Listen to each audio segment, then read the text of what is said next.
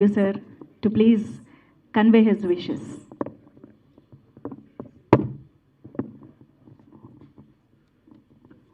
The 100 చిత్రానికి ఇవాళ వచ్చి చూసి ఆశీర్వదిస్తే మంచిదని శ్రీ సాగర్ రమేష్ వచ్చి నన్ను కోరారు. దీని ఇతివృత్తం బ్యాక్గ్రౌండ్ గురించి చెప్పిన తర్వాత తప్పనిసరిగా వద్దామనుకొని నేను ఈరోజు ఇమోషన్ పోస్టర్ లాంచింగ్కి రావడం జరిగింది. ప్రివ్యూ కూడా చూడడం జరిగింది. సినిమా నేను ఎప్పుడు చెప్తూ ఉంటాను, అది ఒక శక్తివంతమైన ఆయుధం.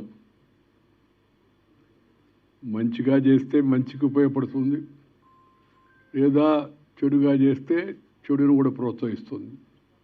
నాకు సినిమా అంటే చాలా ఇష్టం. రాజకీయాల తర్వాత, సాహిత్యం తర్వాత నాకు ఇష్టమైంది సినిమా.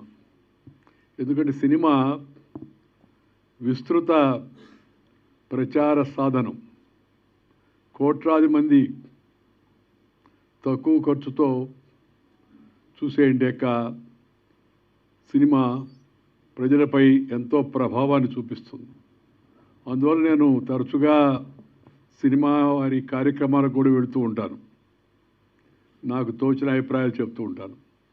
ఈరోజు ది 100 అనేటి ఈ సినిమా ఇతివృత్తం చాలా బాగుంది.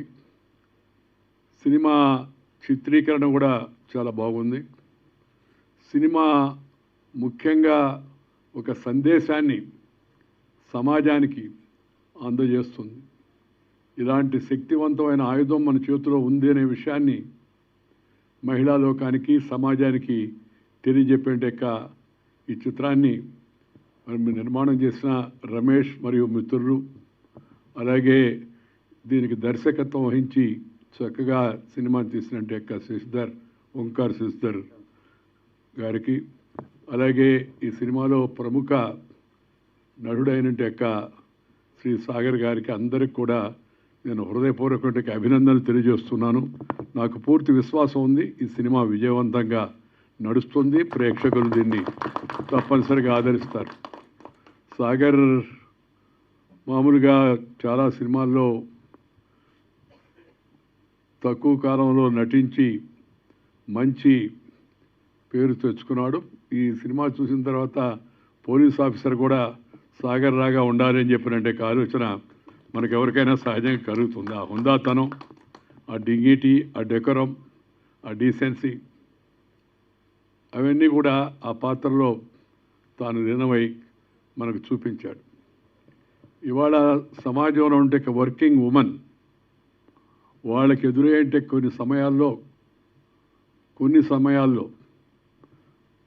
సందర్భాల్లో ఎదురయ్యేంటే సవాళ్ళను ఎలా ఎదుర్కోవాలి అనేటి మంచి సందేశం ఈ సినిమాలో ఉంది.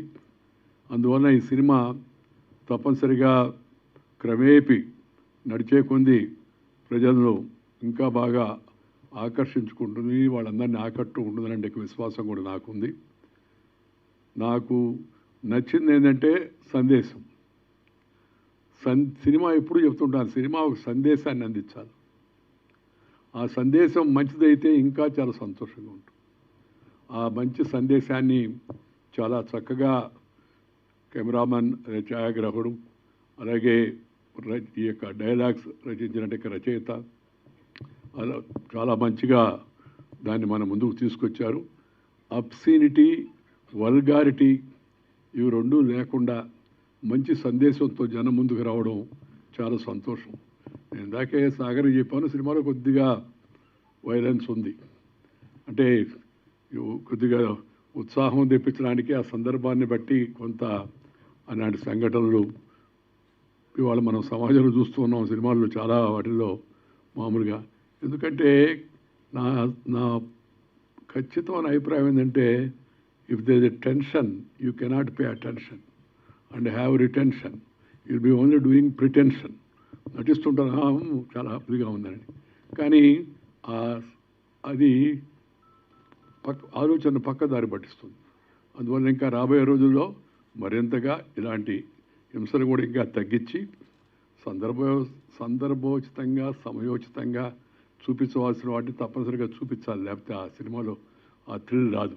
కానీ అది మోతాదు పెంచకుండా ఉండేట్టుగా చూసుకోవాలి భవిష్యత్తులో అని చెప్పని నేను సినిమా రంగంలో ఉన్న వాళ్ళందరికీ కూడా సలహా ఇస్తూ ఈ సినిమా అన్ని విధాల విజయవంతం కావాలని చెప్పని కోరుకుంటూ సినిమా బృందాన్ని మరొకసారి అందరినీ ఆశీర్వదిస్తూ మీరు సెలవు తీసుకొని నమస్కారం.